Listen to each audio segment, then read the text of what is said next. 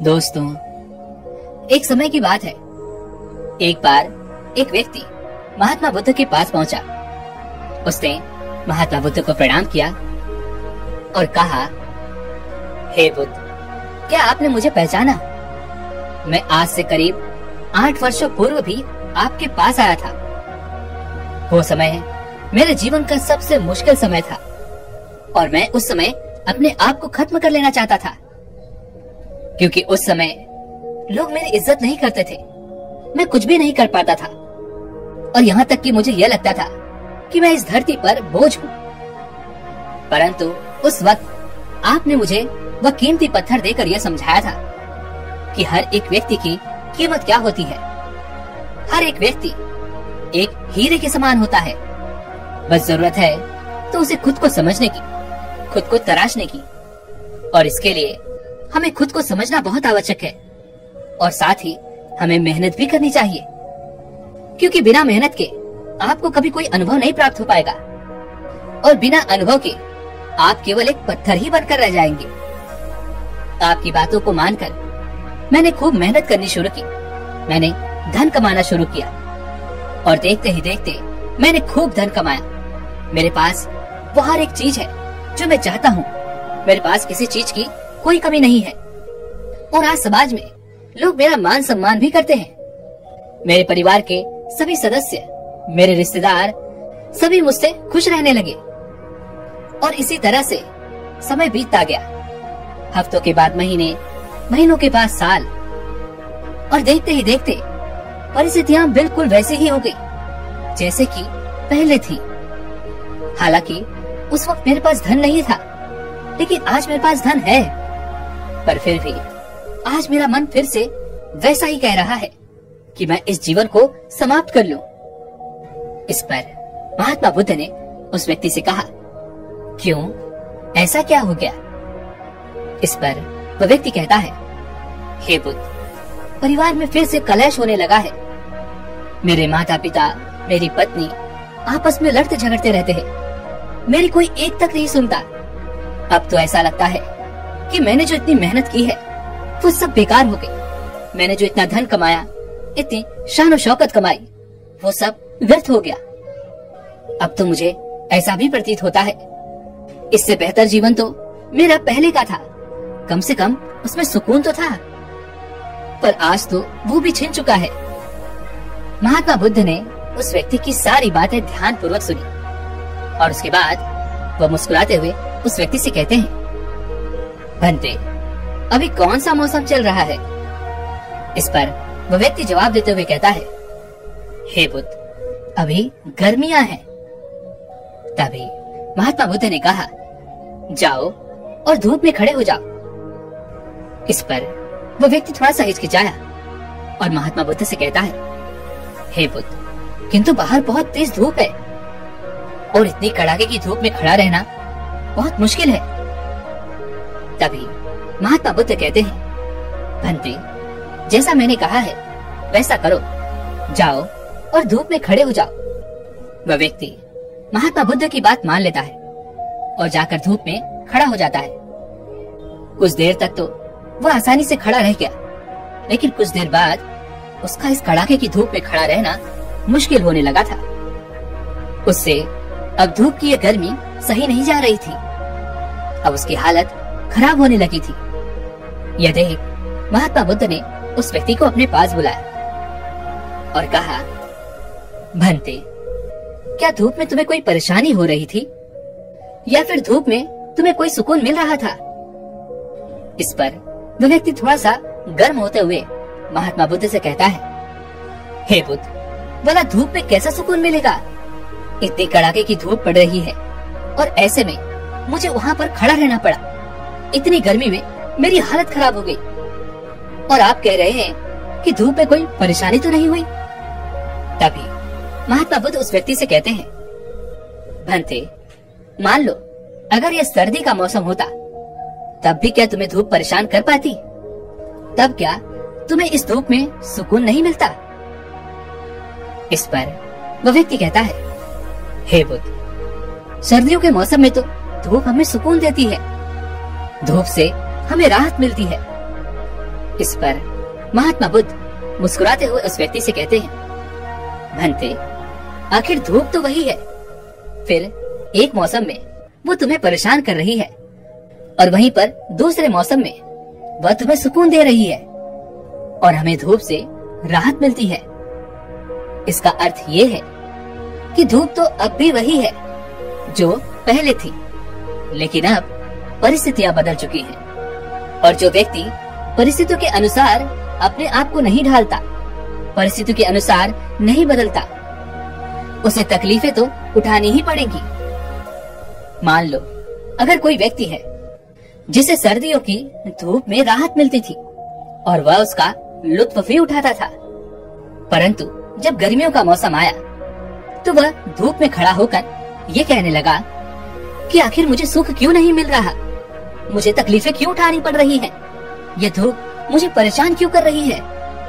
ऐसे में तुम ही बताओ, गलती किसकी है? ऐसे में क्या गलती धूप की है या फिर मौसम की जो बदल गया? इस पर वह व्यक्ति जवाब देते हुए कहता है, हे बुद्ध, ना तो मौसम की गलती है और ना ही धूप की, गलती तो उस व्यक्ति की है जो गर्मियों के मौसम में भी धूप में सुकून ढूंढ रहा है। गलती तो उसी व्यक्ति की है, उसे गर्मियों में इस तरह से धूप में नहीं खड़ा होना चाहिए बल्कि वहाँ से हट जाना चाहिए।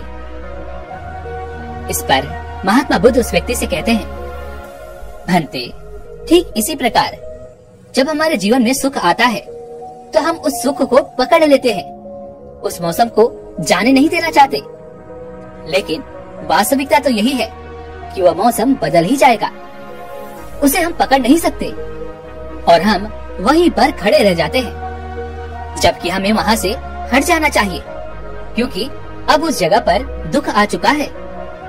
ऐसे में केवल जिद करने से आपको सुख प्राप्त नहीं होगा, बल्कि जो मौसम तुम्हें छोड़कर चला गया है उसे छोड़कर आगे बढ़ो और जो मौसम आ रहा है उसकी तैयारियां करो, क्योंकि गर्मियां आपको कोई दुख देने नहीं आती, वह तो आपको सुख ही देती है, वह तो आपको मजबूत बनाती है और आपके जीवन में परिवर्तन लाने का प्रयास करती है। फिर भी तुम सुख की चाह में कड़ाके की धूप में खड़े होकर ये कहो कि मेरे जीवन में दुखों का सैलाब उमड़ रहा है, चारों तरफ केवल परेशानियां ही परेशानियां हैं, चारों तरफ केवल समस्याएं ही समस्याएं हैं और ऐसे हालात में मैं अपने जीवन को समाप्त कर लूंगा क्योंकि जैसा मैं चाहता था वैसा तो कुछ हो ही नहीं रहा। तो ऐसा करना ना समझे से ज्यादा और कुछ भी नहीं है। और अब जरा तुम ही ये खुद सोच कर देखो कि एक नासमझ व्यक्ति भला अपने आप को तराश कर हीरा कैसे बना सकता है, और तराशने का काम तो केवल जौहरी ही कर सकता है और वह जो हीरा तुम बनना चाहते हो वह तुम ही बन सकते हो।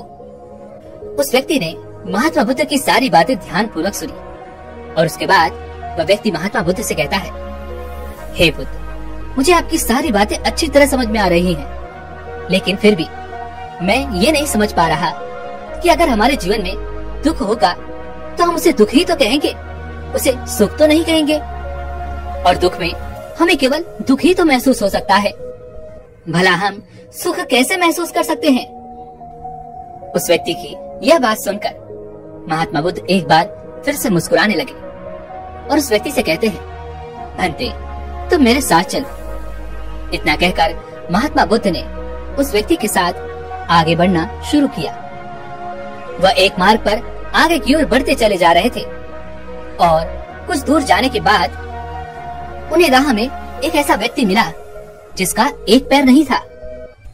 उस व्यक्ति की ओर इशारा करते हुए महात्मा बुद्ध ने उस व्यक्ति से कहा, भंते, जाओ उस व्यक्ति के पास जाओ और उससे पूछो कि तुम्हारा सुख क्या है। वह व्यक्ति महात्मा बुद्ध की बात मान लेता है और तुरंत ही उस व्यक्ति के पास जाता है और उस व्यक्ति से कहता है, भाई, आपका सुख क्या है? इस पर वह अपाहिज व्यक्ति उस व्यक्ति से कहता है, भाई, मेरे पास एक पैर नहीं है और मैं आपकी तरह चलना चाहता हूँ। मैं किसी के सहारे पर नहीं रहना चाहता, मैं अपने दोनों पैरों पर चलना चाहता हूँ, यही मेरा सुख है। उस व्यक्ति की यह बात सुनकर वह तुरंत ही महात्मा बुद्ध के पास लौट गया। उसने महात्मा बुद्ध को वो सारी बातें बता दी। इस पर महात्मा बुद्ध उस व्यक्ति को उस मार्ग में और भी आगे की ओर ले जाते हैं। तभी रास्ते में उन्हें एक अंधा व्यक्ति मिलता है। महात्मा बुद्ध उस व्यक्ति की ओर इशारा करते हुए कहते हैं, जाओ और उस अंधे व्यक्ति से ये पता करो कि उसका सुख किसमें है। वह व्यक्ति महात्मा बुद्ध की बात मान जाता है। वह तुरंत ही उस व्यक्ति के पास जाता है और उस अंधे व्यक्ति से कहता है, भाई आपका सुख क्या है। इस पर वह अंधा व्यक्ति भावुक होकर उस व्यक्ति से कहता है, भाई मेरे पास दोनों आंखें नहीं हैं, लेकिन मैं इस दुनिया को देखना चाहता हूँ, इसका सुख महसूस करना चाहता हूँ। मेरी तो बस यही इच्छा है कि मैं अपने जीवन काल में कम से कम एक बार अपनी इन दोनों आंखों से इस दुनिया को देख सकूं। यही मेरा सुख है। भाई आप तो बहुत भाग्यशाली हैं, क्योंकि आपके पास तो दोनों आंखें हैं और आप ये दुनिया देख पा रहे हैं। उस व्यक्ति ने उस अंधे व्यक्ति की सारी बातें ध्यान पूर्वक सुनी और वह तुरंत ही महात्मा बुद्ध के पास वापस लौटा। उसने महात्मा बुद्ध को उस अंधे व्यक्ति की सारी बातें बता दी। उसके बाद महात्मा बुद्ध उस व्यक्ति को मार्ग में आगे लेकर चले। कुछ दूर आगे बढ़ने के बाद उन्हें राह में एक गूंगा व्यक्ति दिखाई दिया। इस पर महात्मा बुद्ध ने एक बार फिर उस व्यक्ति से कहा, जाओ और उस व्यक्ति से ये पता करो कि आखिर तुम्हारा सुख क्या है। इस पर वह व्यक्ति तुरंत ही उस गूंगे व्यक्ति के पास पहुंचा और उससे ये कहने लगा, भाई आपका सुख क्या है।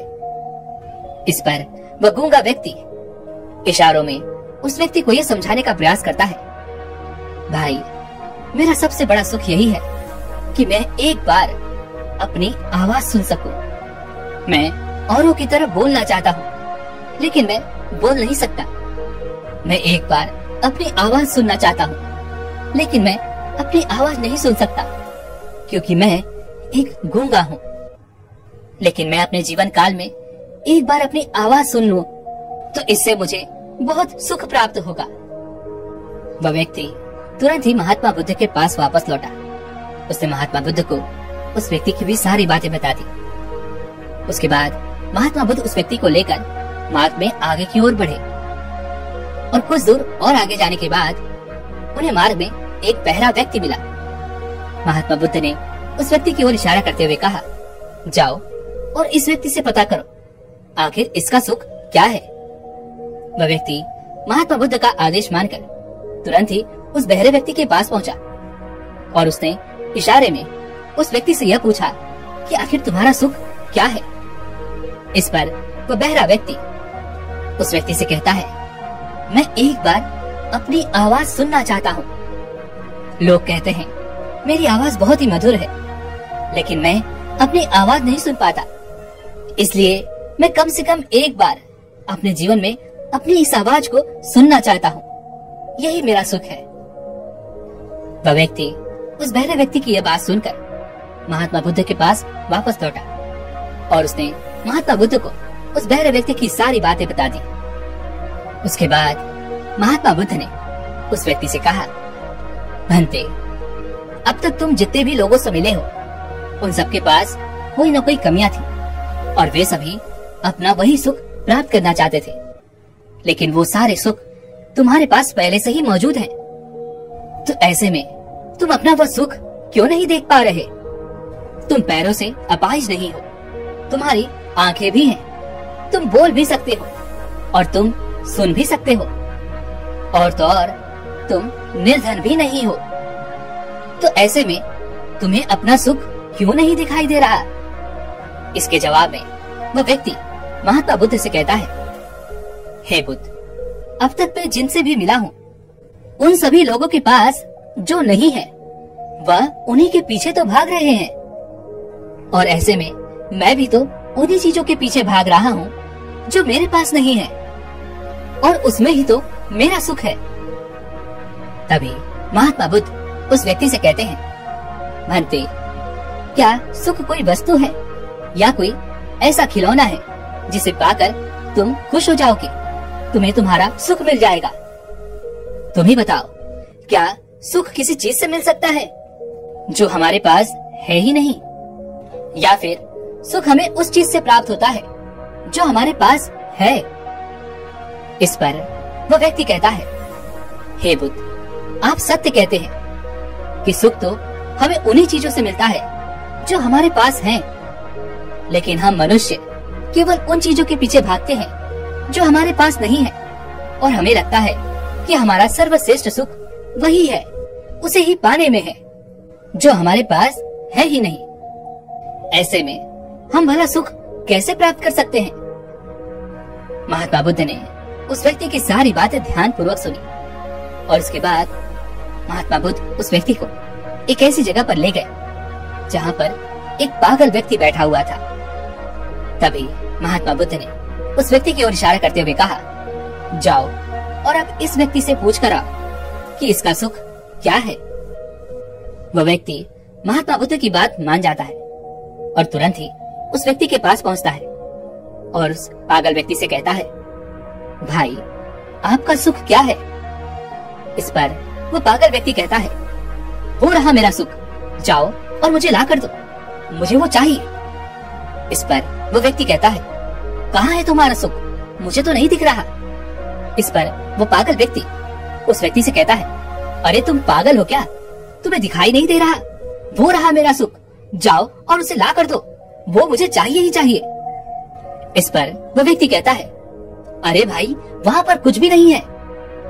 ये सुनते ही वो पागल व्यक्ति क्रोधित हो गया और उस व्यक्ति के पीछे पड़ गया। वह उसे दौड़ाने लगा। तभी वह व्यक्ति भागते हुए महात्मा बुद्ध के पास जा पहुंचा। उस व्यक्ति ने महात्मा बुद्ध से कहा, हे बुद्ध, वह तो अजीब सा पागल है। वह तो कह रहा है कि मेरा सुख वहाँ पर है, जाओ मुझे ला कर दो, मुझे वो चाहिए ही चाहिए। और जब मैंने उससे कहा कि मुझे तुम्हारा सुख दिखाई नहीं दे रहा, तो वह क्रोधित हो उठा और मेरे पीछे ही पड़ गया। किसी तरह से मैं जान बचाकर आपके पास पहुंच पाया हूँ। हे बुद्ध, अब आप ही मुझे बताइए कि मैं उस पागल व्यक्ति के उस सुख को कहाँ से ला कर दूं? मुझे जब कुछ दिखाई नहीं दे रहा, तो मैं उसे वह सुख कहाँ से ला कर दे सकता हूँ? इस पर महात्मा बुद्ध मुस्कुराते हुए उस व्यक्ति से कहते हैं, भंते, ठीक इसी तरह हम भी पागल हैं। हम भी केवल उन्हीं चीजों के पीछे भाग रहे हैं जो है ही नहीं। हम भी वही पाना चाहते हैं जो है ही नहीं। हम उसमें अपना सुख नहीं देख पा रहे जो हमारे पास है, लेकिन हम उसमें अपना सुख ढूंढ रहे हैं जो हमारे पास आज और अभी नहीं है। हमारी भी स्थिति उस पागल से ज्यादा और कुछ नहीं है। हम भी उस पागल की तरह ही हैं, जो अपना सुख यहाँ वहाँ ढूंढते फिरते हैं और उसके पीछे भागते रहते हैं, लेकिन हमारे हाथ कुछ नहीं आता। महात्मा बुद्ध के इतना कहने के बाद वह व्यक्ति महात्मा बुद्ध से कहता है, हे बुद्ध, आप सत्य कहते हैं। हम ही पागल हैं जो सुख की तलाश में दुख को ढूंढते रहते हैं, और जो वास्तविक सुख हमारे पास है, हमारा ध्यान उस पर कभी जाता ही नहीं, और जीवन भर हम दुख को सुख समझकर केवल खोजते रहते हैं, उसके पीछे लगे रहते हैं। हे बुद्ध, मुझे आपकी कृपा से आज अपने पागलपन का एहसास हो चुका है, अपनी गलती का एहसास हो चुका है। हे बुद्ध, आपका धन्यवाद। इतना कहकर वो व्यक्ति महात्मा बुद्ध को प्रणाम करता है और वापस अपने घर की ओर लौट जाता है। और उसके बाद से वह कभी भी अपने जीवन में उन सुखों के पीछे नहीं भागता जो उसके पास है ही नहीं, बल्कि वह उन्हीं चीजों में सुख ढूंढता है जो उसके पास आज और अभी है। वह उसी में संतुष्ट रहता है और उसी में खुश रहता है। दोस्तों, उम्मीद है कि आपको भी ये समझ में आ चुका होगा कि वास्तविक सुख क्या है। यदि आप अब तक ये समझ ना पाए हैं कि वास्तविक सुख क्या है, तो आप इस वीडियो को एक बार और देखें। मुझे उम्मीद है कि आप ये जरूर समझ जाएंगे कि जिस सुख के पीछे आप भाग रहे हैं वह वास्तविकता में सुख है ही नहीं, बल्कि वह तो एक दुख है जिसके आने के बाद आप दुखों से घिर जाएंगे। और जो सुख आज आपके पास है उसे भी आप अच्छी तरह से पहचानना सीख जाएंगे। इसी के साथ में उम्मीद है कि आपको आज की ये वीडियो जरूर पसंद आई होगी। तो इस वीडियो को लाइक और शेयर जरूर कीजिएगा। साथ ही हमें सपोर्ट करने के लिए चैनल को सब्सक्राइब और घंटी बटन को भी जरूर दबा दीजिएगा। तो चलिए फिर मिलते हैं ऐसे एक और वीडियो में। तब तक के लिए अपना ख्याल रखें। धन्यवाद।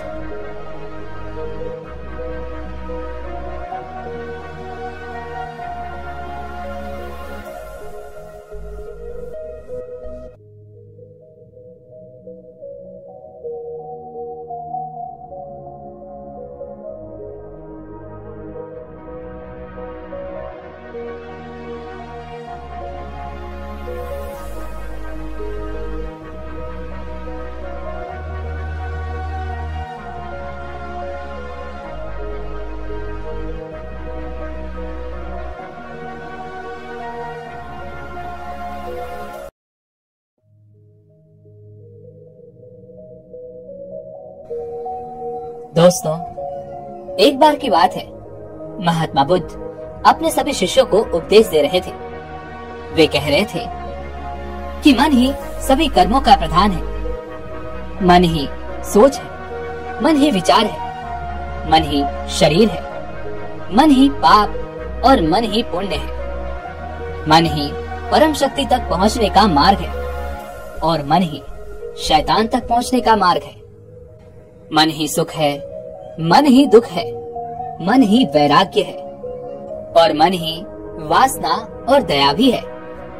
मन ही क्रूरता और मन ही अस्तित्व भी है।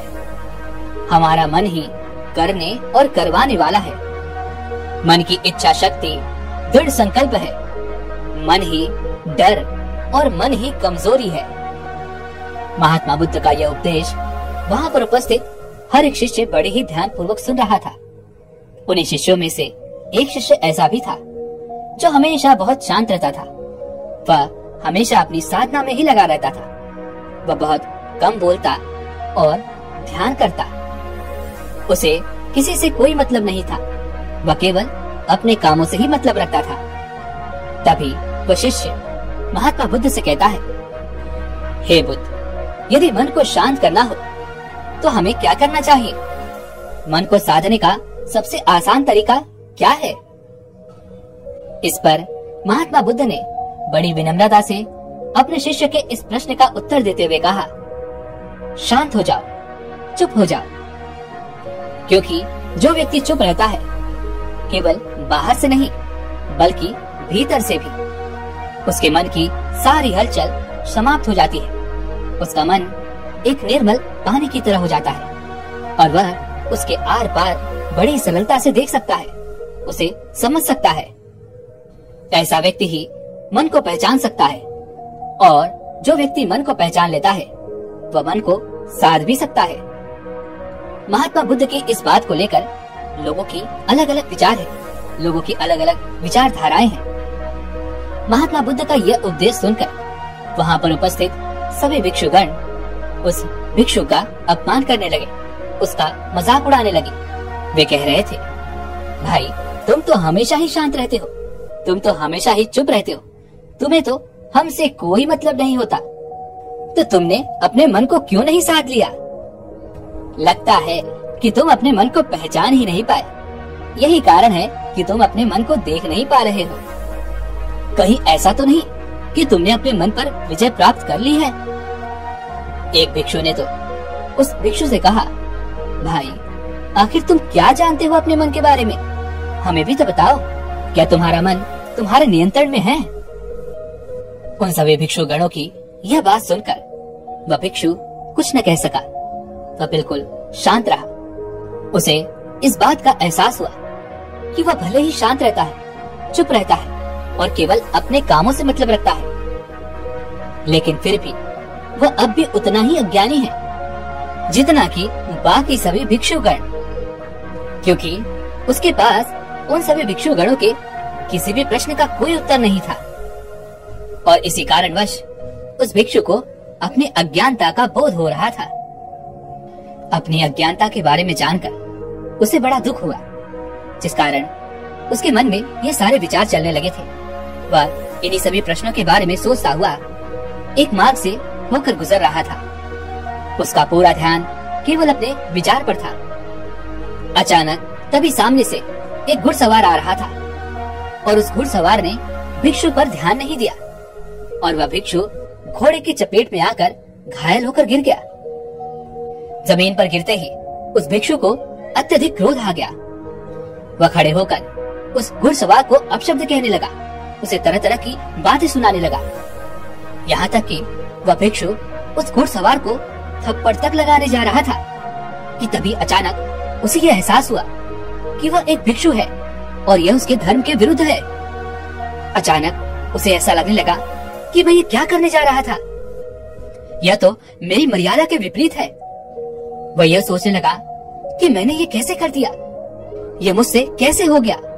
मैंने इस घुड़सवार को तरह तरह के अपशब्द सुनाए, तरह तरह की बातें कही, आखिर ये मैंने क्या कर दिया।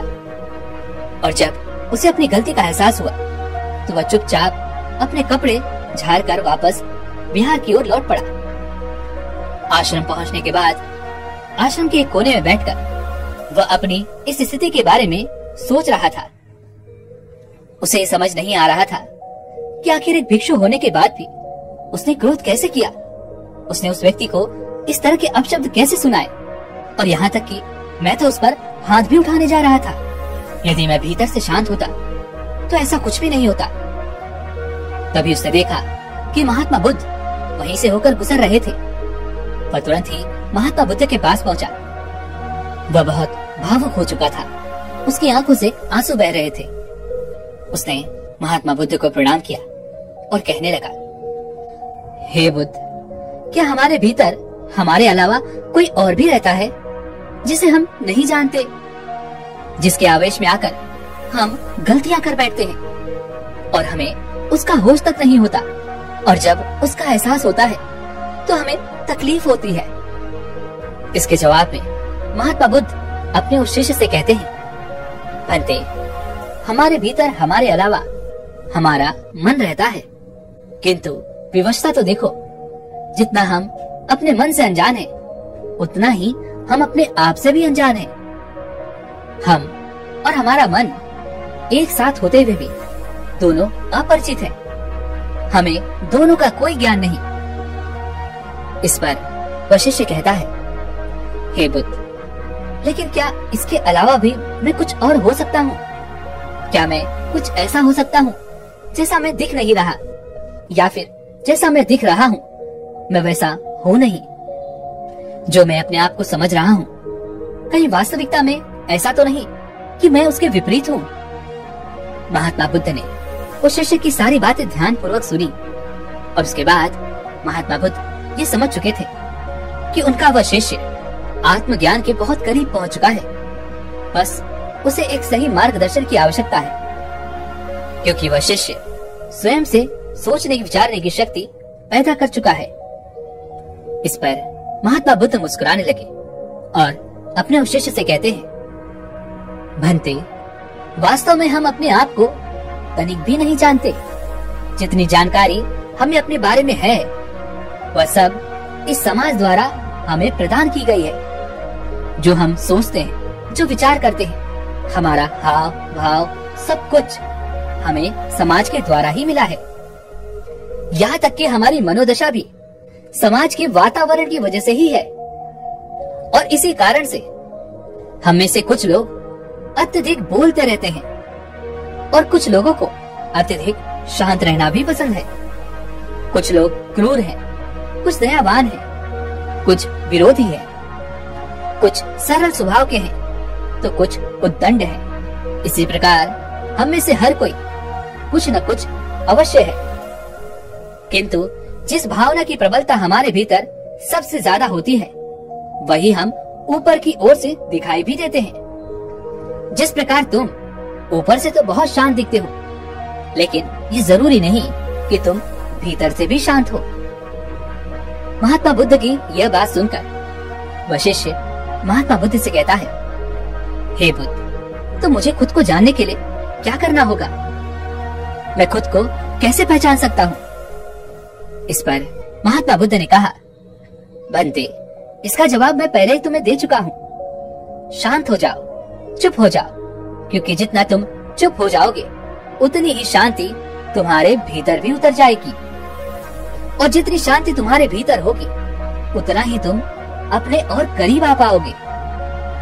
इस पर वो शिष्य महात्मा बुद्ध से कहता है, हे बुद्ध, आप तो जानते ही हैं, मैं तो हमेशा ही चुप रहता हूँ। मैं तो केवल अपने कामों से मतलब रखता हूँ। ना ही मुझे ज्यादा बोलना पसंद है और ना ही मैं ज्यादा लोगों के साथ रहता हूँ।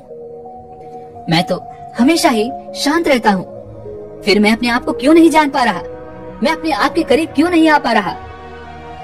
इस पर महात्मा बुद्ध ने बड़ी शांति से अपने उस शिष्य से कहा, भंते, तुम ऊपर से चुप जरूर हो, लेकिन भीतर से तुम्हारे भीतर वो शांति नहीं है। यदि ऐसा ना होता तो तुम भला उस घुड़सवार को अपशब्द क्यों कहते? उसे तरह तरह की बातें क्यों सुनाते? और तो और तुमने उस पर हाथ उठाने तक का प्रयास किया है। आखिर तुम्हें यह क्रोध कहाँ से आया? महात्मा बुद्ध की यह बात सुनकर उसे अपनी गलती का एहसास हुआ। उसने तुरंत ही अपना सर झुका लिया। तभी महात्मा बुद्ध अपने उस शिष्य से कहते हैं, भंते, चुप रहने का अर्थ मुख से चुप होना नहीं है, बल्कि भीतर से शांत होना है। ये शांति शरीर के बाहर नहीं, बल्कि हमारे भीतर होनी चाहिए। हमारे भीतर इतनी शांति होनी चाहिए कि जब भी तुम्हारे भीतर क्रोध उठे तब भी तुम अपने आप को देख पाओ, समझ पाओ कि आखिर क्या हो रहा है, ये सब क्या घट रहा है। तुम ये जान सको कि तुम क्रोध करने वाले हो। यदि तुम ये नहीं जान पाओगे तो वह अनजान जो तुम्हारे भीतर बैठा हुआ है वह तुमसे क्रोध करा लेगा। वह जैसी भी परिस्थिति होगी वह तुम्हें उसमें ढाल ही देगा और तुम कुछ नहीं कर पाओगे। तुम एक असहाय की तरह केवल देखते रह जाओगे और जब वह परिस्थिति गुजर जाएगी तब तुम्हें उस परिस्थिति का एहसास होगा और तुम्हें पीड़ा होगी, दर्द होगा। आज तुमने क्रोध किया है, हो सकता है कि कल को तुम काम वासना में भी लिप्त हो जाओ और तुम्हें पता तक ना चले। इस पर वह शिष्य महात्मा बुद्ध से कहता है, हे बुद्ध, तो आप ही मुझे कोई रास्ता दिखाइए, आप ही मेरा मार्गदर्शन कीजिए। मैं तो सोचता था कि केवल चुप रहने से ही मैं सत्य की प्राप्ति कर लूंगा, आत्मज्ञान की प्राप्ति कर लूंगा, लेकिन केवल चुप रहने से मैं अपने आप तक को नहीं जान सका हूँ। और आज मेरा यह भ्रम भी टूट गया है। मैं ये जान चुका हूँ कि जब मैं खुद को ही नहीं जान पाया तो मैं भला आत्मज्ञान की प्राप्ति क्या करूँगा। हे बुद्ध, मेरे भीतर कोई और भी है, कोई ऐसा मित्र रहता है जिसे मैं नहीं जानता। कृपया करके मेरी उससे पहचान कराइए। हे तथागत, मुझे सही राह दिखाइए।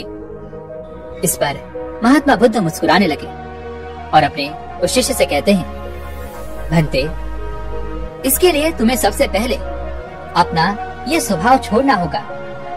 जैसे कि तुम सबको बाहर से शांत तो नजर आते हो, लेकिन भीतर से तुम शांत नहीं हो। और यही कारण है कि तुम अपने आप को शांत तो समझते हो, लेकिन शांत हो नहीं। इसलिए किसी ऐसी एकांत जगह पर जाओ जहाँ पर तुम्हारे अलावा कोई ना हो। वहाँ जाकर जो तुम्हें बोलना है तुम बोलो, चिल्लाना है चिल्लाओ, चीखना है चीखो, जो तुम्हारा मन करे वो तुम कहो, जब तक कि तुम पूरी तरह से थक नहीं जाते, जब तक कि तुम्हारे भीतर से वो शब्द निकलने बंद नहीं हो जाते। और जब तुम पूरी तरह से शांत हो जाओ, जब तुम्हारे भीतर कोई शब्द ना बचे, कोई विचार ना बचे, तब तुम मेरे पास आना, तब मैं तुम्हें एक सही मार्ग दिखाऊंगा। उस शिष्य ने महात्मा बुद्ध की बात मान ली। उसने महात्मा बुद्ध को प्रणाम किया और एक पहाड़ की ओर चल पड़ा। उस पहाड़ पर चारों ओर हरियाली थी, शांत वातावरण था और वहाँ पर कोई नहीं था। वह शिष्य बिल्कुल एकांत था और अब उसने कहना शुरू किया। पहले तो वो अपनी मर्यादा में ही बोल रहा था, वह अपनी मर्यादा में ही बातें कर रहा था, लेकिन देखते ही देखते उसे क्रोध आने लगा और वह अपनी मर्यादा छोड़कर अपशब्द बोलने लगा था। अपशब्द बोलते समय उसे इतना आनंद आ रहा था कि उसने सारी सीमाएं लांघ दी और उसके मुख में जो कुछ भी आ रहा था वह बोलता चला जा रहा था। देखते ही देखते उसने अपने सारे वस्त्र भी निकाल दिए। जो कुछ भी उसके मन में आ रहा था वो सब कुछ वह करता जा रहा था। वह कभी जोर जोर से हंसता तो कभी जोर जोर से रोने लगता, वह कभी भागता तो कभी नाचने लगता। ऐसा करते करते उसे काफी समय बीत चुका था और देखते ही देखते वह अब शांत होने लगा था। उसके मुख से अब शब्द नहीं बाहर आ रहे थे। उसका शरीर भी अब थकने लगा था और जिस मन के आवेश में आकर उसने वह गलती की थी, वह मन भी अब न जाने कहां गायब हो चुका था। उसी अवस्था में वह लड़खड़ाते हुए महात्मा बुद्ध के पास पहुंचा। महात्मा बुद्ध ने जब अपने शिष्य को इस अवस्था में देखा तो वे बड़े प्रसन्न हुए। उन्होंने अपने उस शिष्य को आश्रम के बाहर हरी घास पर लेटा दिया, जहां चारों तरफ हरियाली थी, चारों तरफ ठंडी ठंडी हवाएं बह रही थी, ऊपर चांद निकलने वाला था और तारे टिमटिमा रहे थे। वह शिष्य इससे पहले कि यह पूछ पाता कि यह सब क्या हो रहा है, महात्मा बुद्ध ने उस शिष्य से कहा, भंते, कुछ मत पूछो, बस शांत होकर इस नजारे का लुत्फ उठाओ। अपने भीतर उठने वाली उस असीम शांति को महसूस करो। उस शिष्य ने महात्मा बुद्ध की बात मान ली। वह तारों की ओर देखता रहा और देखते ही देखते चांद भी निकल आया था। उसने अपने भीतर असीम शांति महसूस की। भीतर एक ऐसी चुप्पी थी जो कुछ बोलने के लिए तैयार ही नहीं थी। वह घंटों तक यूं ही उस घास पर पड़ा रहा और नजारों का लुत्फ उठाता रहा। वह अपने भीतर उस शांति को महसूस करता रहा। सब कुछ देखने के बाद वह उठा और वह महात्मा बुद्ध के पास पहुंचा। उसने महात्मा बुद्ध से कहा, हे बुद्ध, मैंने आज तक इतनी शांति महसूस नहीं की है। आज मैं बहुत अच्छा महसूस कर रहा हूँ। मैं बहुत हल्का महसूस कर रहा हूँ। लगता है जैसे आज मुझे एक नया जीवन मिला है, जैसे मेरे भीतर भी मैं ही हूँ। किंतु हे बुद्ध, मैं अब भी अपने आप से अनजान हूँ। मैं अब तक अपने आप को नहीं जान पाया। इस पर महात्मा बुद्ध ने कहा, भंते, यदि तुम्हारी नजरें समुद्र की लहरों पर होगी तो तुम्हें हलचल ही नजर आएगी, और जो लहरों में फंस गया वह समुद्र की गहराई तक कभी जा ही नहीं पाएगा। वह समुद्र की भीतर की उस शांति का अनुभव कभी कर ही नहीं पाएगा। अभी अभी तो तुम्हारे ऊपर की बहती हुई लहरें शांत हुई हैं, जो समुद्र के ऊपर दिखाई देती हैं। अभी तो तुम्हें भीतर गहराई में उतरना होगा। अपने मन के विचारों के उन बादलों को हटाकर अपने मन की गहराई में उतर जाओ। शांत हो जाओ, चुप हो जाओ। जितना तुम चुप रहोगे, विचार उतने जल्दी आकर चले जाएंगे और तुम अपने आप को पहचान पाओगे। और जितना तुम अपने विचारों से लड़ने का प्रयास करोगे, उतना ही ये विचार तुम्हें परेशान करेंगे और तुम्हें उलझा कर रखेंगे। ध्यान से देखने का प्रयास करो। इन विचारों के पीछे, अर्थात इन लहरों के पीछे तुम ही तो हो। वह शिष्य ये समझ चुका था कि महात्मा बुद्ध उसे क्या आदेश दे रहे हैं। उसने तुरंत ही महात्मा बुद्ध को प्रणाम किया और उनसे आज्ञा ली। उसके बाद वह खुद की खोज के लिए निकल पड़ा। देखते ही देखते दिन बीत गए। दिन के बाद महीने और महीनों के बाद साल भी बीत गए और करीब 5 सालों के बाद वह स्वयं को जान पाया, जिसके बाद केवल ऊपर ही नहीं बल्कि वह भीतर से भी पूरी तरह से शांत हो चुका था। वह कभी कुछ नहीं कहता, हमेशा चुप ही रहता था। 5 वर्षों के पश्चात जब महात्मा बुद्ध ने उससे पूछा, भंते, क्या तुमने उस अनजान को पहचान लिया है? क्या तुम उसे जान सके हो कि वो कौन है जो तुम्हारे भीतर रहता है?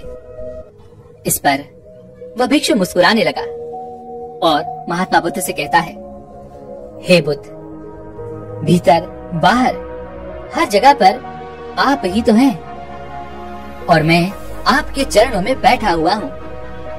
यह सुन महात्मा बुद्ध ने उसे चेतावनी देते हुए कहा, भंते, वह मैं नहीं हूँ, वह तो तुम्हारा मन है जिसके चरणों में तुम बैठे हुए हो। वह तुम्हें फिर से माया जाल में फंसा रहा है। उसके माया जाल से बाहर निकलो, उसे काट कर आगे बढ़ो, तभी तुम खुद से मिल पाओगे, खुद को जान पाओगे। उसने महात्मा बुद्ध की बात मान ली। वह तुरंत फिर से ध्यान में उतर गया उसने देखा कि सामने महात्मा बुद्ध खड़े हैं और उनके चरणों में वह शिष्य हाथ जोड़े खड़ा है। लेकिन उसने महात्मा बुद्ध की बात मानी। उसने महात्मा बुद्ध को रास्ते से हटाया और महात्मा बुद्ध के हटते ही उसने देखा कि वही भिक्षु वहां पर खड़ा है। अपने आप को देखकर वह भिक्षु अचंभित रह गया। जैसे ही वह ध्यान से बाहर आना चाहता था ताकि वह महात्मा बुद्ध को बता सके, तभी उसकी अंतरात्मा उससे कहती है, रुक जाओ, तुम्हारी यात्रा पूरी हुई। मैं ही वो परमात्मा हूँ, मैं ही वो शक्ति हूँ जो तुम्हें सब कुछ देता है। मैं ही वो हूँ जो सबको सब कुछ देता है और मैं तुम्हें भी कुछ देने ही आया हूँ। मैं आज तुमसे बहुत प्रसन्न हूँ और मैं तुम्हारे भीतर ही रहता हूँ। तभी अचानक उसे महात्मा बुद्ध की आवाज सुनाई दी। महात्मा बुद्ध कह रहे थे, भंते, यहाँ मत रुकना, आगे बढ़ो। उसने महात्मा बुद्ध की बात फिर मानी। उसने अपने आप को मार्ग से हटाया और वह आगे की ओर बढ़ा। जैसे ही उसने अपने प्रतिबिंब अर्थात उस दूसरे भिक्षु को हाथ लगाया, वह भिक्षु पूरी तरह से पानी में मिल गया और अचानक चारों तरफ शांति छा गई। चारों तरफ अंधेरा छा गया। सब कुछ पूरी तरह से शांत हो गया, क्योंकि उस भिक्षु ने आत्मज्ञान की प्राप्ति कर ली थी। और जब ऐसा हुआ तब वह भिक्षु अपने अंतर में ही रह गया। उसे बाहर आने की इच्छा तक नहीं हुई। वह भिक्षु उस शांति को अनुभव कर रहा था, उस असीम शांति का आनंद ले रहा था। तभी अचानक महात्मा बुद्ध उसे उस शांति से बाहर की ओर लाए। बाहर आने के बाद अब उसके मन में कोई प्रश्न नहीं रह गया था, ना ही कोई जवाब। उसके पास कहने के लिए कुछ नहीं था। वह तो बस शांत हो चुका था, चुप हो चुका था। उसे अब किसी और चीज को समझने की कोई आवश्यकता नहीं रह गई थी, क्योंकि वह खुद को जान चुका था। उसने आत्मज्ञान की प्राप्ति कर ली थी। लेकिन यहाँ पर समझने वाली बात यह है कि जब उसे महात्मा बुद्ध ने बाहर लाया तो वास्तविकता में वो महात्मा बुद्ध नहीं थे, बल्कि वह खुद ही था जो उसे भीतर की ओर से बाहर लाया था। दोस्तों, उम्मीद है कि आपको आज की ये वीडियो जरूर पसंद आई होगी। तो इस वीडियो को लाइक और अपने दोस्तों के साथ शेयर जरूर कीजिएगा और हमें ऐसे ही सपोर्ट करने के लिए चैनल को सब्सक्राइब और घंटी बटन को भी जरूर दबा दीजिएगा। तो चलिए फिर मिलते हैं इस एक और वीडियो में। तब तक के लिए अपना ख्याल रखें। धन्यवाद।